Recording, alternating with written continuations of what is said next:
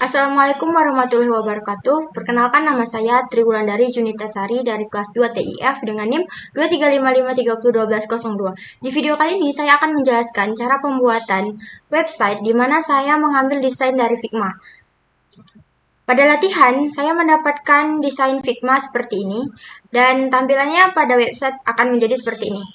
Nah, pada latihan saya menambahkan bagian SRC.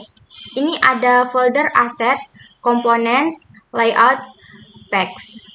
Nah, di sini kita akan menambahkan gambar dari error. Lalu ini ada tailwind, kemudian ini ada komponennya error pack, list menu, pack header, dan bagian pack header juga. Ini dua komponen.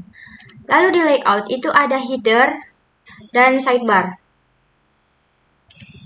Nah, ini adalah sidebar, bagian dari sidebar.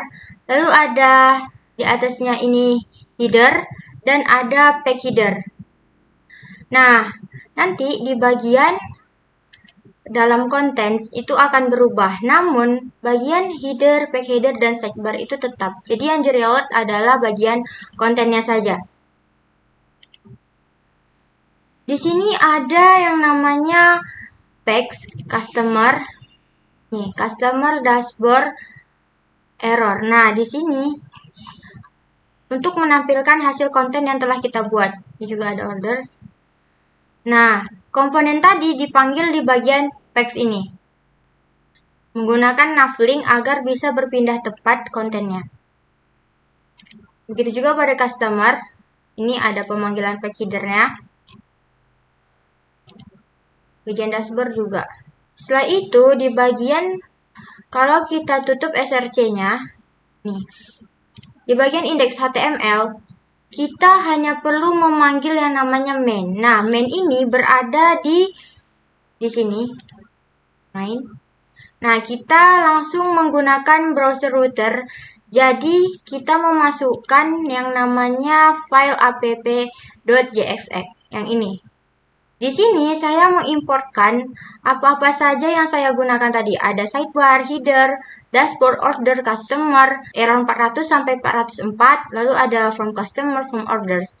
Nah, from ini saya juga membuat di bagian text. Jadi, ketika mengklik bagian button yang ini, tambah, ini ada customer, lalu ada add, jadi keluar formnya. Begitu juga pada orders, diklik akan tertampil formnya. Itu saya buat di bagian packs. Jadi pemanggilan semua codingan ini yang ada di packs itu kita impor di bagian app.csx. Nih. Kita tinggal menambahkan pemanggilannya. Yang pertama itu sidebar untuk di samping, lalu header. Lalu roots-nya. Root ini digunakan agar kita bisa berpindah tempat dari dashboard, orders, customer, from orders, dan error 400 sampai 404. Selanjutnya saya akan menjelaskan desain Figma yang saya ambil untuk dibuat menjadi project. Nah, ini ada desainnya. Yang pertama ini pastinya ada navbar, lalu ada footer, lalu ada isi konten, ini ada hero section, lalu ada testimonial. Nah, saya akan membuat konten itu bisa berpindah-pindah tempat seperti yang tadi ada di latihan. Ini nanti saya akan membuat daftar produk, testimoni, dan yang terakhir itu ada tentang kami. Cara menampilkan agar tampilan tadi berada di sini, kita akan masuk ke bagian app.csx. Nah, ini saya sudah membuat yang tadi ada di project. Ini dia pemanggilannya. Tadi saya komen. Ini bertujuan agar ketika kita melakukan pemanggilan, itu tetap di bagian yang namanya nih. Jadi kita hapus. Kita tetap melakukan pemanggilan seperti ini, maka tampilannya akan berubah. Tidak seperti yang tadi di latihan, tampilannya akan masuk ke project saya. Namun, saya tidak perlu menggunakan nama folder. Nah, jadi kita tinggal Ini kan berada di beranda atau home, langsung tentang kami seperti ini. Kemudian ada daftar produk. Ya, selanjutnya terakhir ada testimoni.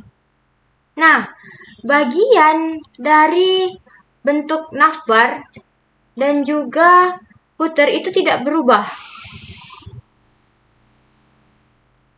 Nah, bagian dari navbar dan footer itu tidak berubah. Yang berubah adalah isi kontennya. Ini adalah penerapan yang saya lakukan sama seperti yang ada di latihan. Penjelasan kode program. Saya akan menjelaskan kode program dari project saya. Yang pertama itu, saya membuat folder yang namanya Guest Project. Di dalamnya ada folder aset, ada Tailwind CSS yang saya gunakan. Lalu ada folder components, yaitu ada footer. Di bagian footer. Lalu ada hero section. Kemudian navbar, service, dan testimonial. Di bagian layout itu ada navbar, footer, dan isi kontennya atau children-nya. Kemudian di bagian text itu ada satu JSON data untuk menampilkan daftar produk. Nah, ini ada home. Home ini diambil dari yang tadi, components, hero, service, dan juga testimonial. Lalu ada produk, ada daftar menu produk. Inilah data atau kode program yang akan menampilkan hasil dari JSON Grahapena. Nih, kita mengimpor grahapena.json. Jadi, tampilannya itu akan menampilkan data-data yang ada pada grahapena.json. Lalu ada menu tentang kami. Nah, ini semua di bagian menu tentang kami, lalu ada produk, lalu ada testimoni, itu ada yang namanya banner. Jadi ada gambar, ini ada gambarnya, lalu ada kalimat tentang kami yang dibuat bold dan home slice tentang kami. Nah, ini kode programnya. Saya juga menambahkan gambar. Lanjut terakhir ada menu testimoni. Di menu testimoni sama juga saya menambahkan banner. Kemudian isi programnya yang dibikin card ini ada 2 card ya.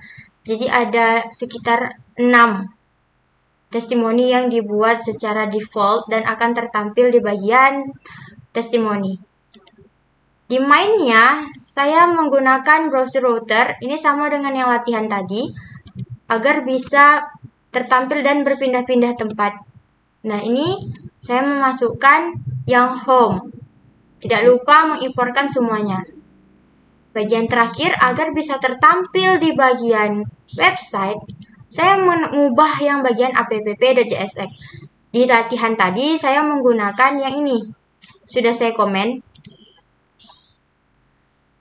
Tinggal dimasukkan importan yang kita pakai itu ada home, navbar, footer, produk, testimoni, tentang kami. Lalu ada, ini wajib digunakan newstat, tailwind, routers. Nah, pemanggilannya ini pertama ada navbar, lalu di dalamnya ada div, main kontennya. Setelah itu routersnya itu bisa berpindah dari home, produk, testimoni, dan terakhir ada tentang. Di bagian indeks HTML, pemanggilannya tetap seperti ini. Nah, jadi hasil akhirnya ketika kita mengetikkan npm rundev, ini, dia tidak perlu memanggil folder yang tadi. Hanya seperti ini saja, maka tampilannya akan menjadi seperti ini. Nah, ini ada navbar, ada dalamnya konten, yang merupakan hero section, ada service-nya, ada testimonialnya di bagian depan, ini ada footer. Kita klik tentang kami, dia akan tertampil seperti ini, ada bannernya, lalu ada gambarnya ini tentang kaminya, visi misinya, sejarah Grahapena Riau, dan terakhir tetap ada footer. Lalu ketika ke daftar produk, dia terload lagi. Reloadnya itu hanya di bagian konten. Nah, ini tetap ada navbar, terus ada kontennya, ini bisa diklik 2 kali, seperti ini. Nanti yang terakhir ada footer.